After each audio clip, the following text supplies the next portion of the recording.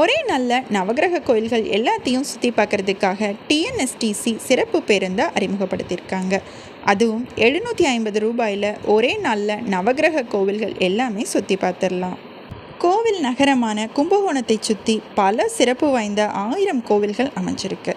நவகிரக ஸ்தலங்கள் 9மே கும்பகோணத்தை சுற்றி மட்டும்தான் அமைஞ்சிருக்கு. இந்த கோவில்களுக்கு தினமுமே தமிழகத்தில் மட்டும் இல்லாமல் வெளி மாநிலங்களைச் சேர்ந்த ஏராளமான பக்தர்கள் வராங்க.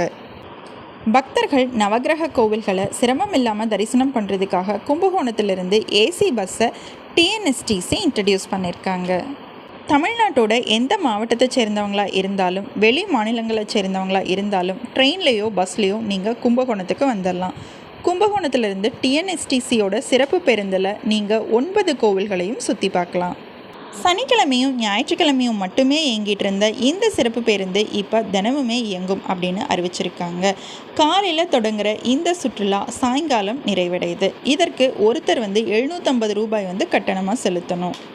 காலையில் 5 மணிக்கு கும்பகோணம் பேருந்து நிலையத்திலிருந்து இந்த பஸ் புறப்படுது. திங்களூர் சந்திரன் கோவில், ஆலங்குடி குரு பகவான் கோவில், திருநாகேஸ்வர ராகு பகவான் கோவில், சூரியனார் கோவில், சூரிய பகவான் கோவில், கஞ்சனூர் சுக்கிரன் கோவில், வைத்தீஸ்வரன் செவ்வாய் பகவான் கோவில்களுக்கு உங்களை கூட்டிகிட்டு போவாங்க. மதிய உணவுக்கு பின்னாடி திருவெண்காடு புதன் பகவான் கோவில், கீழ்பெரும்பள்ளம் கேது பகவான் கோவில், திருநள்ளாறு சனீஸ்வரர் கோவில் அப்படின்னு நவகிரக கோவில்களுக்கு கூட்டிகிட்டு போயிட்டு 8 மணி அளவில் கும்பகோணம் பேருந்து நிலையத்தில் உங்களை இறக்கி விட்டுருவாங்க. சம்மராக இருக்கிறதுனால இப்போ சிறப்பு ஏசி பேருந்து இன்ட்ரடியூஸ் பண்ணியிருக்காங்க. இந்த பேருந்துக்கான கட்டணம் 1350 ரூபாயாக வசூலிக்கப்படுது. 750 ரூபாய்க்கு ஏசி இல்லாத பஸ்ஸும் நீங்கள் சூஸ் பண்ணிக்கலாம். இல்லை எங்களுக்கு ஏசி வேணும் அப்படின்னு நினைக்கிறவங்க 1350 ரூபாய் பஸ்ஸையும் சூஸ் பண்ணிக்கலாம்.